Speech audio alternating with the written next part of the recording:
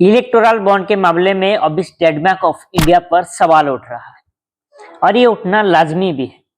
ये मामला जब सुप्रीम कोर्ट तक पहुंचा था तब सुप्रीम कोर्ट का ये कहना था कि आपको 12 मार्च 2024 तक सारे जानकारी दे देना होगा, लेकिन एसबीआई ने जून 30 तक समय मांगा था। तब सुप्रीम कोर्ट का साफ साफ कहना यह था कि इतना वक्त नहीं दिया जाएगा, आपको 12 मार्च तक ही सारे जानकारी दे देना होगा। और 12 मार्च को ही एसबीआई ने जानकारी दी है, लेकिन आधा अधूरी जानकारी है और छुपाने की कुछ कोशिश किया है और इसको लेकर सुप्रीम कोर्ट ने नाराजगी भी जताई है।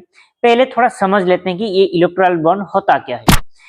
इसको पहले अरुण जेटली साहब ने 2017-18 के बीच में संसद में लाए थे और इस बिल का कहना यह था कि अगर कोई व्यक्ति या कोई इंसान किसी भी पॉलिटिकल पार्टी को चांदा देना चाहती है तो इलेक्टोरल बॉन्ड के माध्यम से चांदा दे सकती है। और ये बिल पास भी हो गया क्योंकि ये सारे पॉलिटिकल पार्टी के हित में था और पास तो होना ही था। लेकिन कई सारे लोग का उस वक्त ये भी कहना था कि ये भारत का संविधान अनुच्छेद 110 का खुले आम तौर पर उल्लंघन किया गया। अब थोड़ा इलेक्टोरल बॉन्ड के बारे में समझ लेते हैं। अगर कोई व्यक्ति या इंसान किसी भी पॉलिटिकल पार्टी को चांदा देना चाहती है तो ये डायरेक्ट नहीं दे सकती, क्योंकि सरकार का कहना था कि अगर डायरेक्ट कोई कंपनी या इंसान पैसा देता है तो ऑफलाइन होगा या सारा का सारा पैसा कालाबाजारी हो सकता है।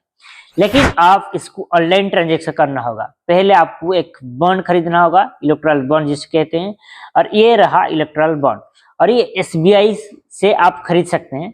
और मैक्सिमम एक इलेक्टोरल बॉन्ड का कीमत होता है 1 करोड़ और मिनिमम 1000 का है। अगर कोई कंपनी या व्यक्ति किसी भी पॉलिटिकल पार्टी को चांदा देना चाहती है तो उनका कुल संपत्ति से 7.5% ही वो चांदा दे सकती है। लेकिन किसी किसी मामले में 20, 25, 30% किस कंपनी ने चांदा देती है। और हैरानी की बात यह है कि अगर कोई कंपनी घाटा में चल रही है तो भी वो पॉलिटिकल पार्टी को चांदा दे रहे हैं, तो ये बड़ा गंभीर मामला है। इसलिए सुप्रीम कोर्ट ने इसको सीरियसली लिया। अभी भारत में इस इलेक्टोरल बॉन्ड को लेकर जितना घमासान चल रहा है, लेकिन इस बीच देश की सो कॉल्ड मीडिया दूरी बना के रखा है। अभी उनके लिए सबसे बड़ा इंपॉर्टेंट न्यूज है एलविस यादव का अरेस्ट होना। रिपोर्ट करना जरूरी है, लेकिन जिस तरह से इसको लेकर डिबेट चल रहा है, ऐसा लग रहा है कि ये एलविस यादव का अरेस्ट अभी देश का सबसे बड़ा मुद्दा है, वो भी तब जब इलेक्टोरल बॉन्ड का स्कैम सामने आया है।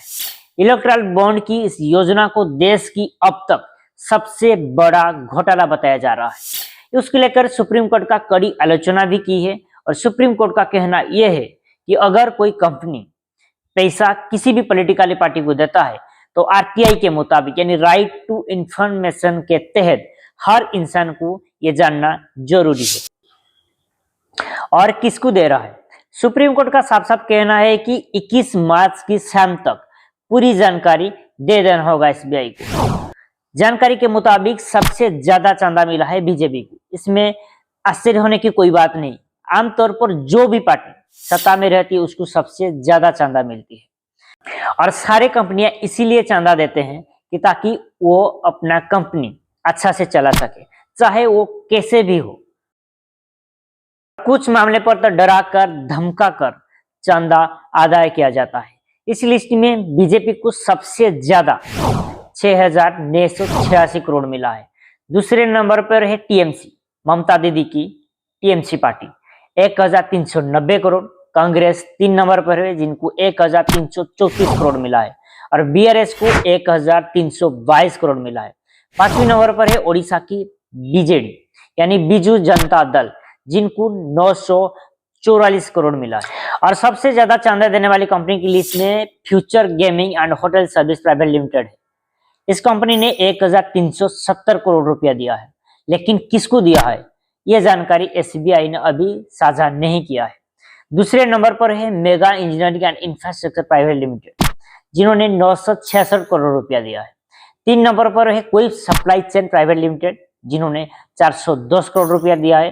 और 4 नंबर पर है वेदांत, जिन्होंने 400 करोड़ रुपया दिया है। लेकिन एक पार्टी ने जानकारी दिया था, डीएमके, जो तमिलनाडु के एक पॉलिटिकल पार्टी है, उन्होंने चुनाव आयोग को बताया कि फ्यूचर गेमिंग की तरफ से सबसे ज्यादा उनको 590 करोड़ रुपया मिला है और इलेक्टोरल बॉन्ड के माध्यम से कुल मिलाकर 656 करोड़ मिला है। और अदर पॉलिटिकल पार्टी में बीजेपी, कांग्रेस, टीएमसी, आम आदमी पार्टी, बीजेडी चुनाव आयोग को कोई भी जानकारी नहीं दी है। बीजेपी ने तो ये कहा कि चांदा देने वाले का कोई रिकॉर्ड नहीं रखा गया है, क्योंकि कंपनी का सुरक्षा का मामला है। अगर बाद में कोई भी दूसरी पार्टी सत्ता में आता है तो वो उसे परेशान कर सकता है। कुल मिलाकर ये सारे बातें सारे पॉलिटिकल पार्टी के हित में है और जनता तो बेवकूफ है ही।